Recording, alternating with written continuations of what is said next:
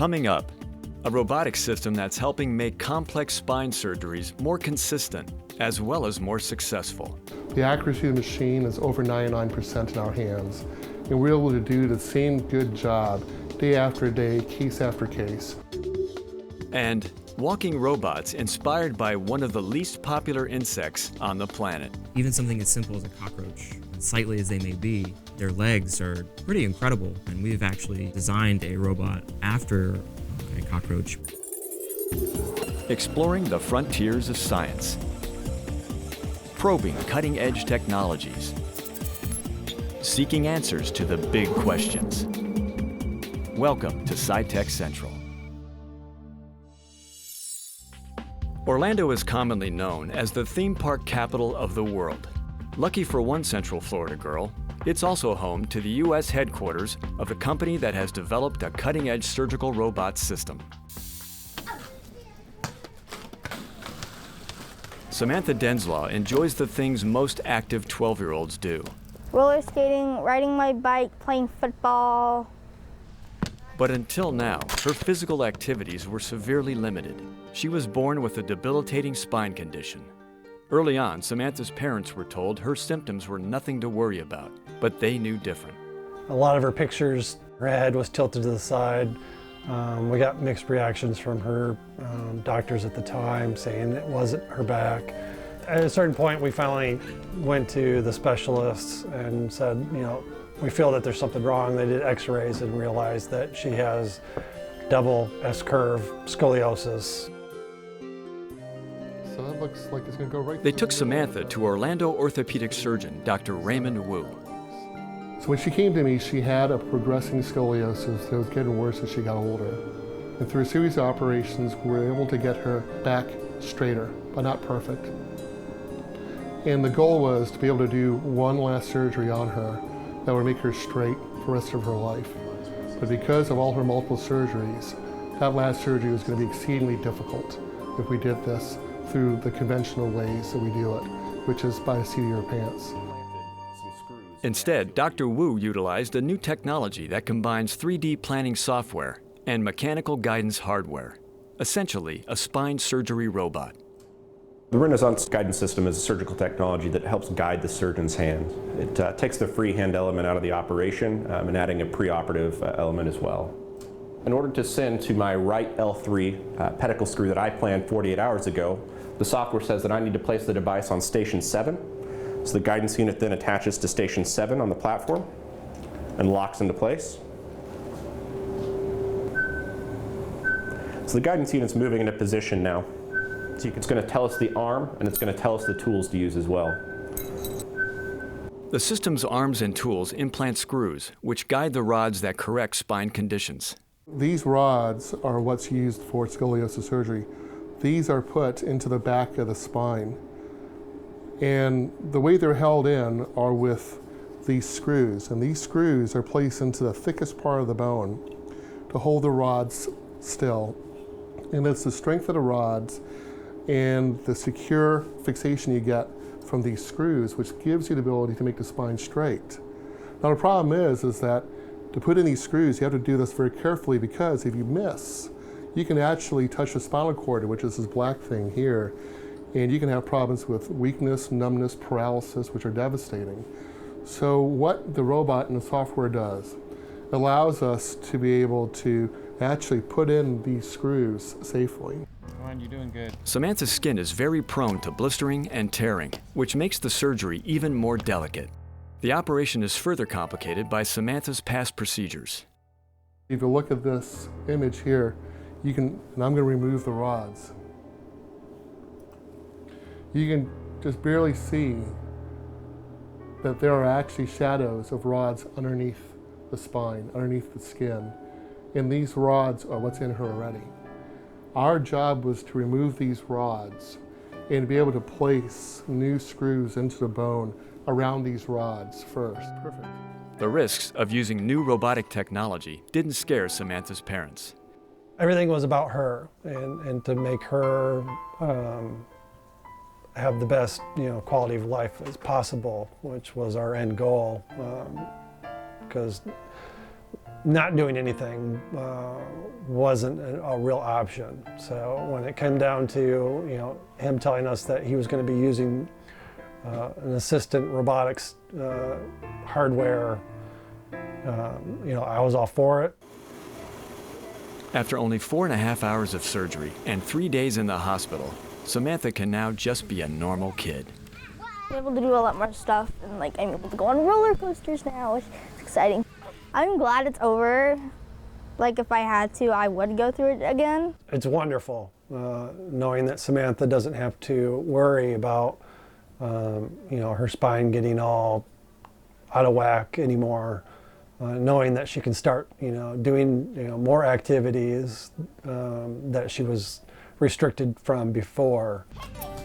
The excellent results that Samantha enjoys can now be replicated consistently for countless other patients, thanks to robotic technology like the Renaissance system. The accuracy of the machine is over 99% in our hands, and we're able to do the same good job day after day, case after case. There's no more a concern about having your case the last case on a Friday or first case on a Monday. You actually can plan, anticipate, and predict that this is what's going to happen. And we can do this every single day with this robot.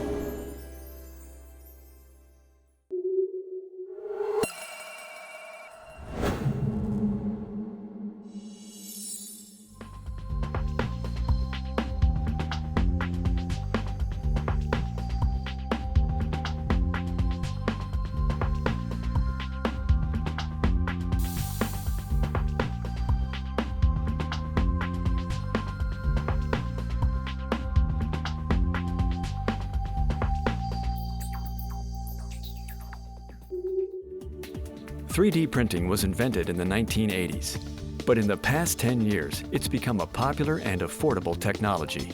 It can be used to make everything from simple toys to complex artificial limbs.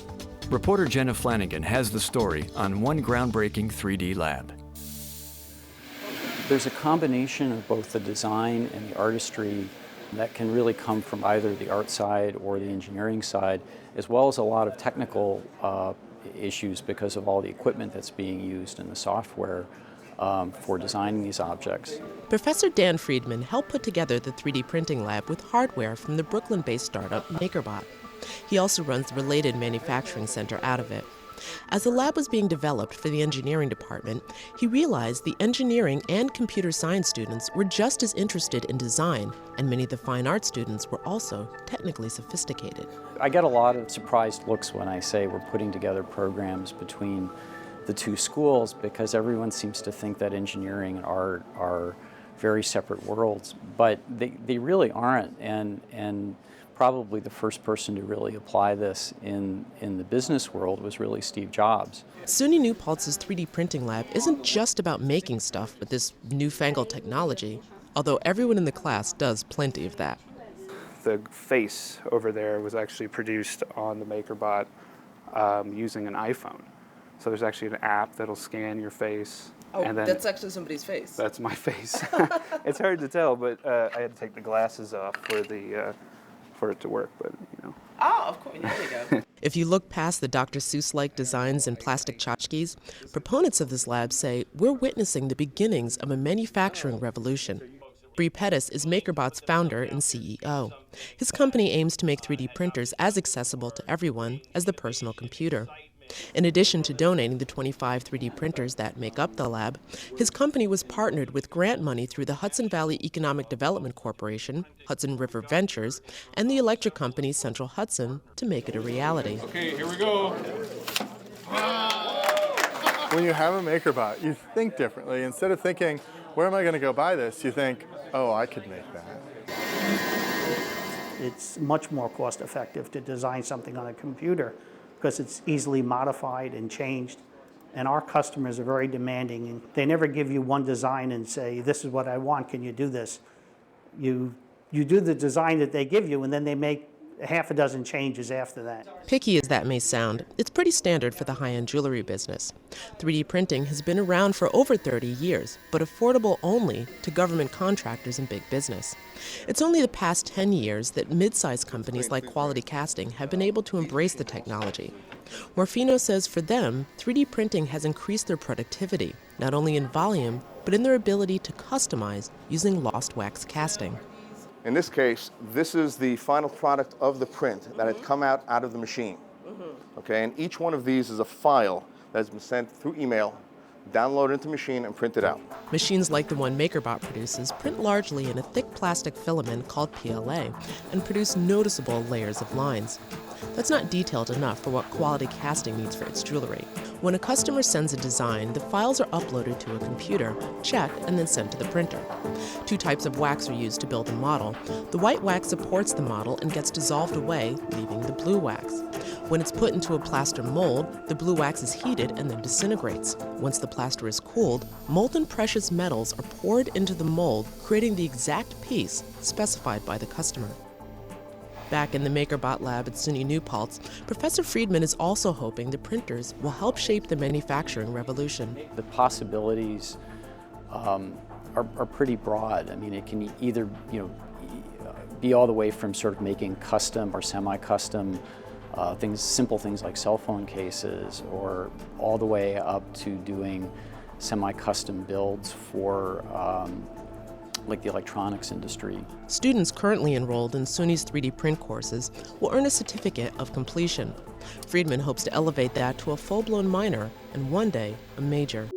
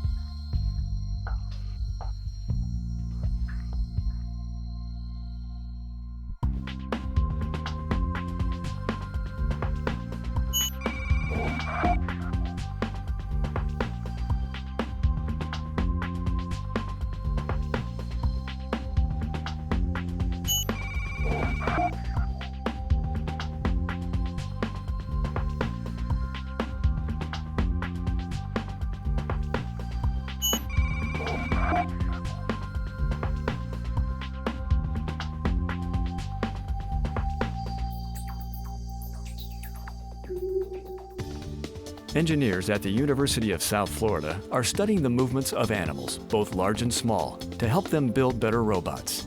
Gina Presson brings us the story. Robots have been developed to help us with various tasks. In the past, robots were limited to using wheels to get around. Now, Dr. Luther Palmer at the University of South Florida College of Engineering has turned to the animal kingdom for inspiration. As we build systems that will walk along soldiers or do search and rescue and collapse buildings, that we use the animal morphology. And that's where the term biomorphic comes from, is we're using the morphology found in biological systems. What we focus on is animal legs, mainly walking on land, running, jumping, climbing on land. Dogs have been used in search and rescue applications. So if we can mimic the mobility of a dog, right, then we could also send it into situations where a dog can't go, such as a hazardous waste cleanup. Dr. Palmer demonstrates his 6-legged invention in the Biomorphics Robotics Lab. This creation was years in the making. This system here has taken us 4 years to build, and it was probably 2 years of simulation, which involves a lot of algorithm development, and some calculus and trigonometry, and then we actually do the building. If you're a little rusty on your high school algebra, so are we. So what is an algorithm?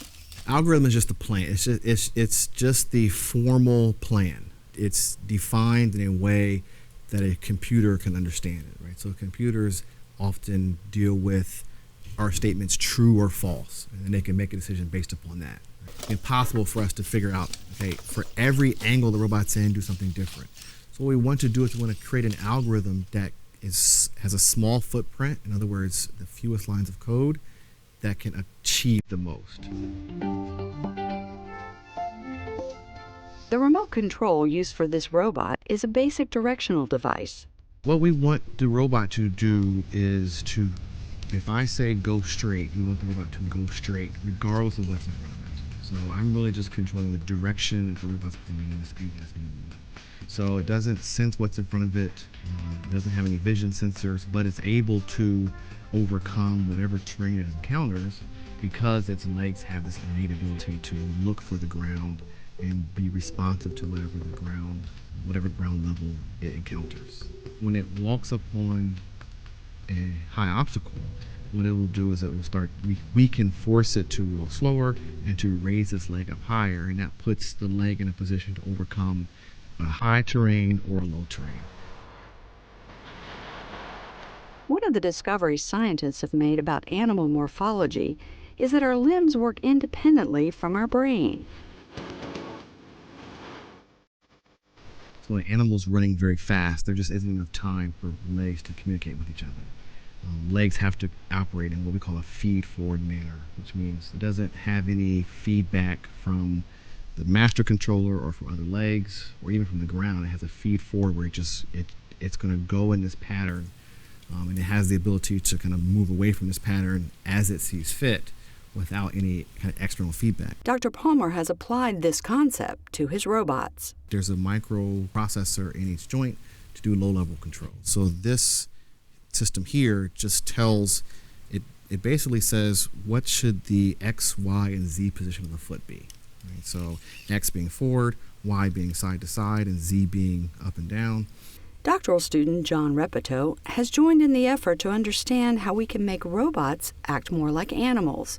Even something as simple as a cockroach, as sightly as they may be, their legs are pretty incredible, and we've actually, designed a robot after a cockroach based on its ability to basically climb over and under anything. This cockroach-like robot with its 6 legs is steered by its human operator, but uses its animal-like feedback loops to climb over obstacles.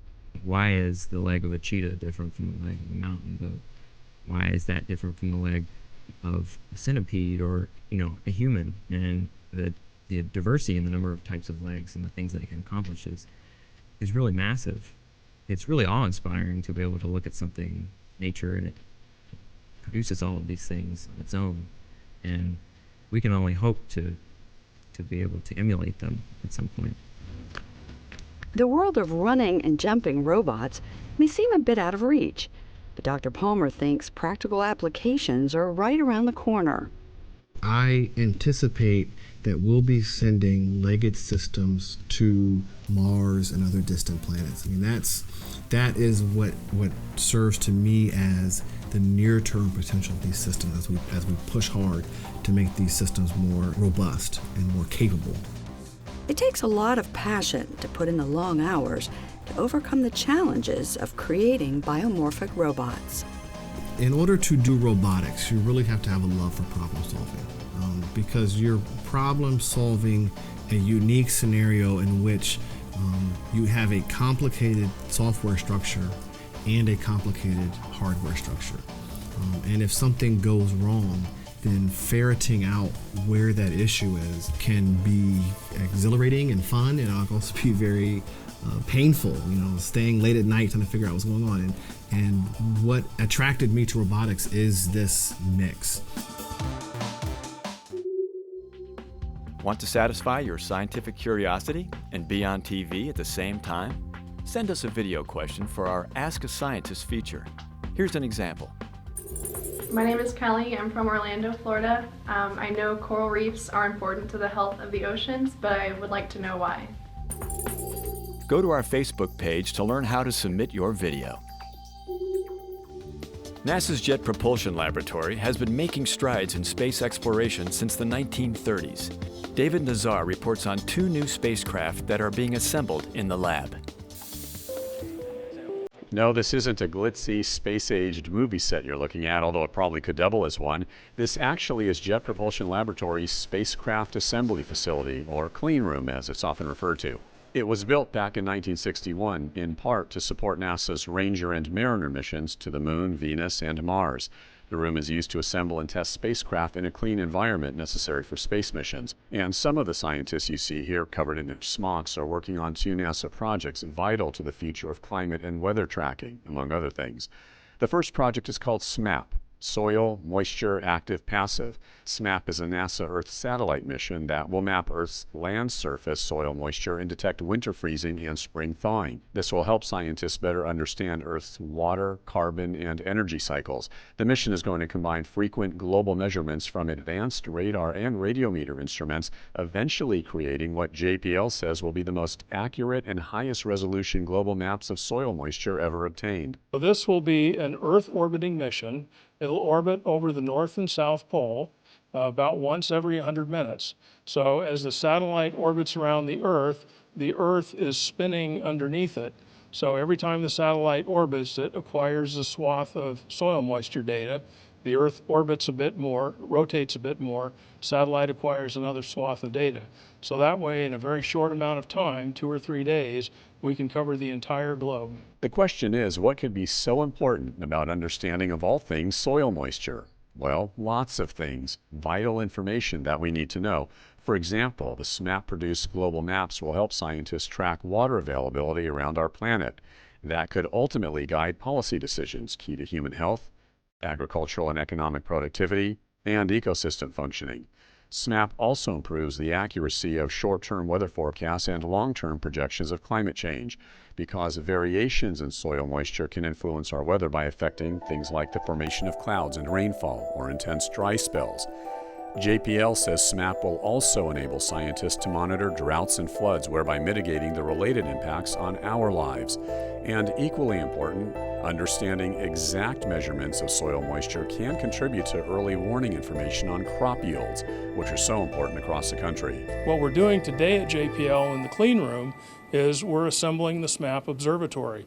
So we're just now starting to put all the assemblies and subsystems together, build up the observatory, go through very rigorous testing to be ready for launch from Vandenberg. Meanwhile, there's another major project underway here in the clean room. It's known as the ISS RapidScat, an experimental mission developed by JPL in cooperation with the International Space Station program. It's an instrument that measures the winds all over the ocean every day. And there are 2 parts to it that are important to the public. The first one is, if you want to warn about hurricanes that are far away, if you want to affect shipping, if you want to see how hurricanes are approaching the United States, there's really no way to do it using airplanes. We need spaceborne instruments. The impact will be in our weather forecasting, and it also will give us invaluable new information about how the tropics work. Tropics are one of the great areas where a lot of the climate is modulated. With RapidScat's tracking of storms and hurricanes, the mission will also provide the first near-global observations of daily variations in ocean winds.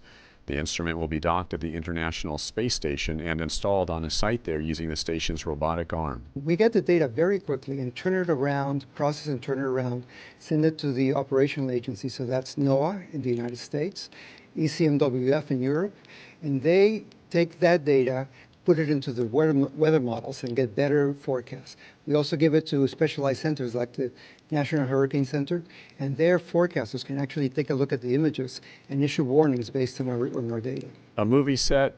Maybe not. Yet there sure seems to be some work going on here reminiscent of a sci-fi feature film.